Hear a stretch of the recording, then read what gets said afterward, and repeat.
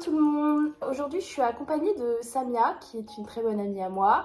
Elle vient nous raconter son histoire d'amour. Ouais, On peut dire ça comme ça. Une longue histoire d'amour qui finalement a mal fini. Ouais, très mal fini. Donc voilà, let's go, c'est parti.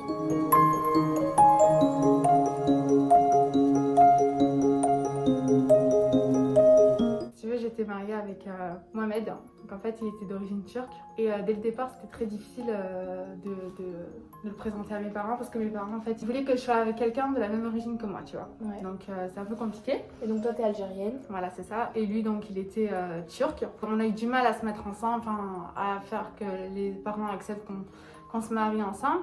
Mais au final, ça s'est fait, donc ça s'est très bien passé. Il avait vraiment dans la peau, il m'avait dans la peau. Enfin, on s'aimait de fou malade. Après, donc, on s'est mariés, on a pu faire tout ça. Au bout de 11 mois de relation, de mariage, et au bout même de 8 ans, parce qu'en fait, on était ensemble pendant 8 ans. D'accord, vous avez été ensemble pendant 8 ans Ouais. et au bout de 8 ans, vous êtes mariés. Au bout de 8 ans, on s'est mariés, c'est ça. Ok. Et on est restés mariés pendant 11 mois. Ok. Donc je dis ça parce que forcément il y a eu une fin. En fait, il y a des fois où je voyais que le mec, il était pas très avenant pour que, tu vois, on soit proche. Tu vois, normalement, on va pas se mentir, mais quand il y a un mariage, t'as qu'une envie, c'est de le faire, quoi, tu vois. Ouais. C'est d'avoir des relations, c'est logique en vrai. Et en Ouais. plus, nous, c'était halal parce qu'on était mariés, donc on pouvait le faire, tu vois, il n'y avait Ouais. aucun souci. Ouais. Et moi, je comprenais pas pourquoi il était tellement distant par rapport à ça. Il me disait quoi? Il me disait non, je suis fatiguée, j'ai pas trop envie. Ou non, une prochaine fois, demain j'ai le travail. Enfin bref, des trucs comme ça. Du coup, je comprenais pas. Il y avait un soir où même j'avais pleuré parce que je me suis dit putain, ça se trouve, j'ai grossi. Genre, tu sais, avec le mariage, des fois, on se dit que Parce que les tu mecs. sentais vraiment qu'il avait pas d'attirance pour toi. Quoi. Voilà, Il avait pas exactement. du tout envie de toi en fait. Exactement. Et pourtant, j'ai grave confiance en moi, je sais que je suis une bombe, mais genre, je sais que je plais, tu vois, et je sais que je lui plais parce que, voilà, enfin, on avait envie avant ça, mais bon. Il y avait vraiment une semaine où il était vraiment chelou. Il était tout le temps sur son tel. Je me suis dit, bon, je crois qu'il y a une meuf en fait, je crois qu'il me trompe. Ouais. Du coup, je décide de prendre son téléphone. Normalement, quand je suis sur son tel, j'arrive à déverrouiller parce que je connais son code par cœur. Et là, cette fois-ci, j'arrive pas à déverrouiller son téléphone. Bizarre. Et là, genre, bon, je pose le téléphone. Ça commence à sentir mauvais. Exactement. Et après, on rentre à la maison et il me dit faut que je te parle. Ça tombe bien parce que moi aussi il faut que je te parle. Et c'est drôle parce que avant qu'il me dise ça, là, j'avais appelé ma meilleure amie en disant ouais, je crois qu'il y a un truc qui est louche, le mec il est trop bizarre. Ouais. Et elle me disait non, t'inquiète pas, je pense qu'il est stressé, il y a rien de grave. Demain tu vas m'appeler, tu vas me dire en fait il y avait rien. Et là, il me parle et il me dit ouais, je sais pas trop comment t'annoncer ça, mais en fait je peux pas rester avec toi. Et là, quand il me dit ça, genre je hurle. Non mais en fait, je sais pas, vous voyez la fille dans Bella, dans Twilight, quand elle crie. Ouais. J'étais comme ça. Tu sais, dans le lit là, Ouais. j'étais comme ça. Genre j'étais en train de crier comme ça. Il y avait ton cœur qui était en train de s'arracher quoi. Quand il m'a dit ça, tout est tombé sur ma tête en fait. J'ai l'impression que mon monde il s'est écroulé, que j'existe plus, il n'y a plus de Samia, il n'y a plus rien. Et je lui dis comment ça tu dis que tu vas être seule? Je comprends pas. Et il me dit je peux pas être avec toi, je peux pas être avec une femme. Il me dit non mais tu comprends pas, c'est que je peux pas être mariée avec toi, faut que je sois seule et tout. Et bon moi j'étais tellement en pleurs que voilà c'était impossible de me consoler. Le lendemain, enfin la soirée j'ai pas du tout dormi.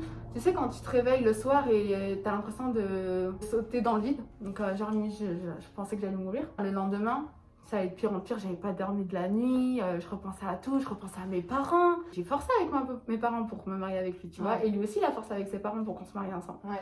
Donc, Parce que ses parents, ils voulaient qu'il se marie avec quelqu'un de turc. Ouais, c'est ça. Ok. À un moment donné, il me dit ouais, faut que j'aille voir quelqu'un et tout. J'arrive. Ok, vas-y, moi je suis là, on pleure, je suis en dépression totale. Il revient et tout, et il me dit en fait, je t'ai pas tout dit et tout. Qu'est-ce que tu veux me dire de pire en fait? Moi, Donc le lendemain, Ah d'accord. ouais, le lendemain, il m'avait pas encore tout dit la raison, tu D'accord. vois. Parce qu'il m'avait simplement dit je ne peux pas rester avec toi, il faut que je sois seule. Il m'a dit mais en fait, mais tu vas pleurer. Je dis non, mais dis-le-moi. Après, il me dit j'aime les hommes. Et quand il me dit ça, il pleure. Mais genre, il pleure comme un enfant tu vois, en mode coupable. Ouais.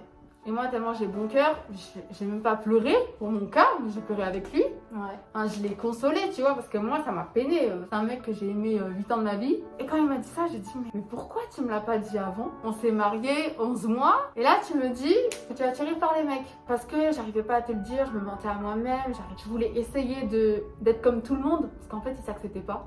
Clairement comme un gay, parce que pour lui être gay c'était être différent. Les Turcs savent très bien, c'est une communauté qui a beaucoup d'honneur, et genre limite tu dis ça dans la famille, c'est la honte. Il y a des nationalités, c'est vraiment criminel pour eux, tu vois, c'est un truc de fou. Et là je me suis dit mais mes parents, je vais leur dire quoi? Genre maman, je me suis mariée avec un gay en fait, je vais divorcer. ça a aucun sens. Et j'ai dit à Mohamed, bah écoute, là je comprends mieux pourquoi t'étais pas du tout attiré par moi. Pourquoi Ouais, toi, t'as dû remettre Ah toutes oui. les cases, tous les trucs à leur place et là, t'as tout compris. Quoi. Exactement, j'ai compris pourquoi il était distant avec moi, pourquoi il voulait pas faire de relation avec moi. Tu sais, il y avait des moments, carrément, il disait qu'il voulait faire des heures sup pour gagner de l'argent, tu vois. Ouais. En fait, non, c'était pour pas passer du temps avec moi parce qu'il avait peur qu'il y ait des trucs ensemble, tu vois. Ah ouais. Il m'a carrément dit, ouais, quand on le faisait, pour moi, c'était une torture. Moi, j'étais tiraillée dans les deux sens parce que je me suis dit, d'un côté, il faut que je console mon mari et je me console moi. Et en fait, je me suis complètement oubliée. J'ai préféré consoler l'autre avant de me consoler moi. Quand il était pas bien, j'étais avec lui, je disais t'inquiète pas, tes parents, je vais leur dire que c'est pas grave, que t'as pas à t'en faire, que moi ça va aller bien pour moi et toi aussi t'iras mieux. Puis un jour où on l'a dit à ses parents, je suis pas la cata. Donc vous avez dit quoi? On va divorcer. On a sorti une excuse parce qu'il voulait pas dire qu'il était gay. Ouais. Même moi je voulais pas voir ça, tu vois. Je voulais pas voir la révélation parce que je savais pas où me mettre moi non plus parce que j'avais peur que ça part en steak, tu vois. On a dit tout simplement qu'il avait une maladie, qu'il pouvait pas faire d'enfant, en gros il est stérile. Que c'est une raison valable pour qu'on divorce en fait. Ouais. Mais moi d'un côté ça me faisait chier parce que ça me fait passer pour une grosse bouffonne, tu vois. Bah ouais, aujourd'hui c'est plus une raison, il y a plein de solutions pour avoir des enfants quoi. Tu peux pas dire à tes parents que t'es stérile, enfin moi tu me fais passer pour une méchante quoi, en mode pour une fille sans âme, genre en mode je te quitte parce que tu peux pas faire de reproduction. Ça c'est insultant, tu vois. C'est mort, tu vas leur dire la vérité. Parce que moi je voulais vraiment qu'ils sachent pourquoi ils me quittent en fait. Bah oui, il fallait que tu te protèges un minimum quand même. Exactement. Il a fini par le dire. Ah, son père il voulait le démonter, enfin c'était n'importe quoi. Ah ouais? Ouais, genre il le prenait en mode je vais te tuer. Et nous on était là en train de se séparer avec son frère et tout. Après vient le jour, on devait le dire à mes parents. Mais moi mes parents, j'ai dit, non mais si tu le dis à mes parents, toi, ton frère, ton père, vous allez tous les trois à l'hôpital tellement ils vont vous défoncer. J'ai dit non, on reste sur le truc de stérile. Du coup, j'ai dit à ma mère, ouais, on doit divorcer parce qu'il est stérile quoi. Ma mère était en pleurs, mon père aussi en pleurs. Mes parents, ils se sont dit, bon, vas-y, on va aller le voir, Mohamed, pour lui dire qu'on est avec toi et tout. Ça me faisait chier que mes parents aient plus de compassion pour Mohamed parce qu'il est stérile, alors que moi, je suis en train de souffrir de mon côté parce que je viens de me rendre compte que mon mari que j'ai aimé depuis 8 ans de ma vie m'a trahi, m'a menti. Je l'avais juste dit à ma soeur qui était là pour moi. Mais sinon, mes parents, mais ils étaient pas là en fait. Ils m'ont dit quoi? Ils m'ont dit, oh, tu sais quoi, ma fille, t'es belle et tout, tu vas retrouver quelqu'un, c'est sûr. Tu vas voir un psy, hein. Tellement, genre, j'étais pas bien. Je revoyais un lieu où on a été, je pleurais comme une bête. Enfin, je pleurais tout le temps, tu vois. C'était une rupture amoureuse, quoi. Ouais, bah ouais, c'est ça. Et puis t'as le truc de la trahison, du mensonge, tu te dis, il m'a menti pendant toutes ces années. Oui, et surtout, t'es tellement amoureuse, tu l'as tellement dans la peau que t'as l'impression toute ta vie tourner autour de ce mec-là. Et quand il est plus là, bah, c'est comme si t'avais plus de vie. Je me disais, mais ça sert à quoi que je vive? On a fini par le dire à mes parents. J'avais peur de ce jour-là. Je me suis dit, qu'est-ce qu'il va faire mon père, ma mère, qu'est-ce qu'elle va me dire? Et quand je l'ai dit à ma mère, je me rappelle, on était au parc. Et elle me dit, ouais, je sens que tu me dis pas tout et tout. T'es sûre c'est parce qu'il est stérile que Mohamed il veut divorcer avec toi? Non, je sais que c'est pas ça. Et bon, qu'est-ce que je te dis, mais tu dis pas à papa et tout. Tu sais, j'avais la gorge nouée, j'arrive pas à sortir le mot. Parce que pour moi, dire ça à ma mère, c'est impossible. Pour elle, ça existe même pas. En tant que musulman, c'est banni ce truc, tu vois. Vous en parlez pas, c'est comme si ça existait pas. Non, et je me rappelle une fois, c'était passé à la télé, mes parents ils étaient choqués. J'ai vu ça, tu vois, moi ça me choque pas. Je dis à ma mère, il peut pas être avec une femme. Comment ça, il peut pas être avec une femme? Il est avec qui alors? Ah maman, je sais pas comment te le dire. Hein. Il aime les hommes. Comment ça? Il veut vivre avec un homme. J'ai dit oui. Et elle a été choquée, tu vois. Ouais. Elle dit, mais c'est haram. Ouais, bah oui. Elle a dit, parce que c'est pas bien. Ma mère a commencé à pleurer. Elle a ressenti la trahison que j'ai eue. Ouais. Là, elle me comprenait mieux et ça m'a fait du bien de le dire parce que je pouvais enfin parler à quelqu'un, tu vois. Et là, ma mère, elle avait cet esprit de vengeance. Ah, il y a la colère qui est montée. Ouais. Ah, tu lui mets un couteau dans le dos, c'est terminé. Et vient le jour où mon père l'a su aussi. C'est mon beau-père qui lui a dit. Donc, le père de Mohamed. Ouais, le père il de lui a Mohamed. dit à ton père. Voilà, c'est ça. Waouh. Il me regarde comme ça. C'est dans le vide. Genre choqué. Et après vient le moment où tu sais, t'essayes d'être forte. Tu sais, vas-y, tu sais quoi, Samia, essaye de passer, d'avancer, essaye de faire quelque chose que t'aimes bien, essaye de te changer les idées et tout. J'essayais vraiment d'être forte. Genre, je me disais, oh, tu sais quoi, ça arrive à plein de monde et tout. Et il y avait des fois où j'étais vraiment très forte, je souriais, j'avais le sourire et tout, parce que moi, je suis une meuf très souriante. Bah oui. Il y avait des fois où je pleurais dans ma chambre. Genre, je me rappelle une fois, j'étais juste sur Insta, et là, je commence à pleurer toute seule. Je voyais des personnes en couple, et je me dis, purée, c'est moi sans ma maman avec lui, tu vois. Tu sais, ma psy, elle m'avait conseillé d'écrire sur un journal intime. Ouais. Ah, comment je l'ai saigné ce journal. Ouais. Ah, j'ai mis toute mon âme. Ça me faisait du bien en fait d'écrire dessus. Ça me libérait en fait parce qu'il y avait des fois où. En fait, moi je suis très pudique. Genre, là, ça me fait trop bizarre de parler de ça. Je dis pas ce que je ressens normalement, tu vois, je garde tout en moi. Et c'est vrai que le journal intime, c'est mon meilleur ami, tu vois. Ouais. Je pouvais tout dire sans qu'on ait à me juger, enfin sans qu'on me dise pite ou quoi. En fait, moi j'avais honte dans le sens où, en fait, on t'a prise pour une conne, genre pendant 8 ans de ta vie. Comment je l'ai pas vu? Je me disais non, c'est pas possible. Et même dans ma tête, je me disais c'est pas possible, pas être gay. On doit trouver une solution. Enfin, tu sais, je me voilais vraiment la face. Et il y avait un moment où ma psy, elle me disait faut vraiment que tu acceptes ce qui t'est arrivé. Ouais. Et c'est qu'une fois que tu auras accepté tout ça, que tu vas pouvoir commencer à avancer. Parce que sinon, tu vas rester bloqué. Si t'es dans le déni, t'avances pas. Et après, ce qui s'est passé, je me suis dit, pour oublier, il faut que je remplace. Et j'essayais vraiment, tu vois, tout l'amour que j'avais pour Mohamed, j'essayais de le retranscrire à ce mec. Mais en fait, ça marchait pas. Parce que le mec venait de me rencontrer il y a un mois, et de dire, mais la meuf, elle est folle. Et surtout, je me suis dit, purée, il faut que je recommence tout. Tu sais, la phase où, salut, ça va, t'es de quelle origine, tu vas bien, tes parents sont. Ils ont quel âge, t'as quel âge, tu viens d'où? J'avais trop la flemme de repasser par cette étape-là. Et après, bah, tout le long, j'essayais d'aller mieux, je faisais du sport. À un moment, ça passait bien, à un moment, Et ça a duré combien de temps, cette phase où t'arrivais pas à passer à autre chose? Au moins 6 mois. Et après, je commençais à aller mieux quand je prenais vraiment soin de moi. Il n'y a que le temps qui fait réparer. Ma psy, elle me disait quoi? Elle me disait, tu peux pas accélérer le processus de guérison, tu vois. C'est comme si, c'est l'histoire de la plaie. Imagine, tu tombes et tu t'es vraiment fait mal, genre c'est ouvert, t'as une grosse plaie. T'essayes vite de tout guérir. Tu sais, tu prends l'alcool et tu frottes. Et en fait, tu te rends compte que quand tu frottes et tu mets l'alcool, ça pique. Ouais. Parce que t'as pas pris le temps de tout soigner correctement comme l'hôpital devrait le faire. Et en fait, là, c'est pareil. Quand elle m'a dit ça, j'ai mieux compris. Je me suis dit, en fait, il faut que j'arrive à apprendre à accepter mes émotions. Parce qu'il y avait des fois où vraiment je les refoulais. Et en fait, non, il fallait que j'accepte les émotions. Quand je voulais pleurer, bah, pleure. Si tu veux rigoler, rigole. Si tu veux être en colère, vas-y. Et pourtant, moi, je suis pas comme ça. Tu sais, je suis une meuf très peace et tout. J'aime pas trop les embrouilles.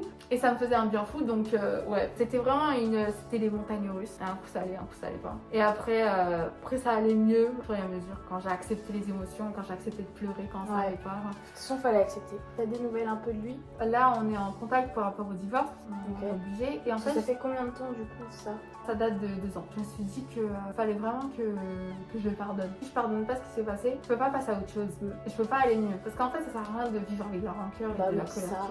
Complètement. Sinon, tu vas pas passer à autre chose. Du coup, j'ai décidé de l'appeler. Je l'appelle et tout. Je dis, ouais, salut, ça va. Enfin, il était choqué qu'il m'ait au téléphone, tu vois. Il me dit, ouais, et toi. Enfin, tu vois, il me dit, ouais, qu'est-ce que veut? Et je lui dis, bah écoute, je t'appelle juste pour te dire que voilà, c'est bon, je préfère oublier tout ce qui s'est passé. Je te pardonne pour tout ce que tu m'as fait. Même si tu m'as fait un truc de ouf, même si ça m'a pris du temps à m'en remettre. Parce que je me suis dit, Jay, il pardonne, pourquoi je suis qui moi pour pas te pardonner, tu vois. Je me rappelle quand je lui ai dit ça, il était vraiment ému, tu vois, parce qu'il s'est dit, ah ouais, cette meuf, je lui ai fait vivre l'enfer et elle a quand même la bonté et la gentillesse de me pardonner après tout ce que je lui ai fait. Donc en fait, c'est là il s'est rendu compte, purée, t'es une meuf en or en fait, Samia. Et il m'a dit, franchement, tu sais pas le bien que tu es en train de me faire parce que moi, tous les jours, j'avais la boule au ventre en train de me dire, Samia, ça se trouve, elle va jamais retrouver un mari, je vais lui handicaper parce qu'elle est divorcée, ça se trouve. Ouais. Tu vois, ça se trouve, elle va perdre confiance en elle. Ouais, c'est ça. Chez nous, en tout cas, le divorce, on pense souvent que c'est la femme qui a fait l'erreur, tu vois, qui a blâmé. Quand on a blâmé, c'est lui, tu vois. Moi, j'ai rien fait. C'est vrai qu'il y avait des moments où je me sentais grave exclue. Parce qu'il y avait des fois où ma mère, elle me disait, tu sais, une fois, il y avait une soirée, c'était des soirées entre cousins-cousines. Et elle a dit, non, viens pas et tout, parce que j'ai pas envie que les gens, ils te regardent mal, et ils parlent sur toi, et ils vont dire des trucs. J'ai pas envie de ça, tu vois. Ah, ce jour-là, je me suis sentie trop mal parce que je me suis sentie exclue, genre, tu vois, en mode. Alors que t'as rien fait. Ouais, c'est ça, tu vois, et les gens, ils connaissent pas la vérité, et on peut pas dire la vérité parce que c'est grave, tu vois. Parce qu'ils vont encore plus parler. Ah, parce que du coup, tes cousins, ils savent pas. Ah non, ça sert à rien du tout. Je le vivais vraiment comme un échec, mais au final, non. C'était pas un échec, c'est une leçon. Il m'a appris beaucoup de choses, tu vois, dans la vie de tous les jours, tu vois, j'ai pris de l'expérience par rapport au mariage et tout. Ça m'a appris plein de choses et je regrette pas du tout, tu vois. Quand on s'est appelé, je lui ai dit, si je t'ai rencontré, c'est pas pour rien. C'est que tu devais vivre ça. Voilà, c'est que je devais vivre ça. Et en fait, je suis contente parce que ce que j'ai vécu, ça fait la femme forte que je suis aujourd'hui, tu vois. Et lui, il devient quoi là? Bah là, il est avec son mec. En fait, il m'a quitté pour le mec. D'où le portable Keblo. Bah ouais, même son mec, je l'ai eu au téléphone, je lui ai dit, tu sais quoi, j'ai plus la haine contre toi. Je souhaite d'être heureux avec moi-même et tout. En tout cas, pour moi, ça y est, j'ai plus de rancœur, j'ai plus de colère. Et autant être en bon terme que de s'envoyer des pics et des insultes. Franchement, c'est une super belle histoire. Hein. Au fond, oui. Ouais. Oui, parce que c'était beau en fait. Parce que c'était intense. j'ai jamais été amoureuse comme ça. Genre, c'était la première fois où j'ai aimé un homme de cette manière. Genre, je l'avais dans la peau. Je vais donner ma vie pour cet homme. Mais ça arrivera de nouveau, t'inquiète. Moi, je suis persuadée qu'on peut aimer plusieurs fois comme ça. Hein. Ah ouais? Bah oui. C'est ça que je me suis dit, putain, Si. j'espère genre, que je vais vivre ce genre d'histoire. Pas à la même fin, bien entendu. Le début en tout cas, avec une meilleure fin. Enfin, pas de fin, enfin, vous m'avez compris. Oui. On a retenu plein de trucs positifs, ça c'est trop cool. Ouais. C'est le principal, c'est ce qu'il faut, c'est ça la vie. Hein. Et puis voilà, maintenant ça va beaucoup mieux. Maintenant, ce mec-là, si je le recroise, bah je lui dirai bonjour, ça va. Enfin, on va pas être non plus les meilleurs amis du monde. Bah non. Je me dis que il fait sa vie, je fais la mienne, et puis bien que pour moi. Bah merci Samia. Merci d'avoir à toi, raconté ton histoire. Donc du coup Samia elle a gardé son masque parce qu'elle veut rester discrète. Yes, for sure. Voilà. On vous fait plein de gros bisous. Ciao. Bisous.